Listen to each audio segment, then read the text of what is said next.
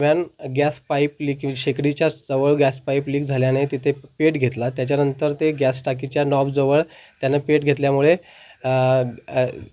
आगीची ज्वाळा पसरली आणि ते नजीकच्या भिंतीला आणि दरवाजाला तिथे पेट घेतल्यानंतर सोबत टेबलची पण नुकसान होऊन टेबल पण जळून गेला. त्या दरम्यान मुलांना प्रसंगावधान राखून सेविका मदत यांनी बाहेर काढण्यात आले.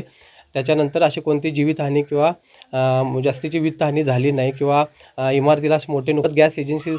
गॅस एजन्सीला पण आम्ही पाठपुरावा करू. त्यांनी दिलेले कनेक्शन, त्याची पाईप हे एक्सपायरी किती होती, किती कालावधीकरता होती, याची सर्व शहानिशा आपण करू. असं झालं की किचनची सुविधा असताना, जागा असताना सुद्धा त्यांनी किचनच्या बाहेरल्या साईडला म्हणजे अंगणच्या मेन जी आहे खोली त्याच्या कोपऱ्यामध्ये क्लासरूम मध्येच शिजवलं कोपऱ्यामध्ये त्यांनी शिजवलं.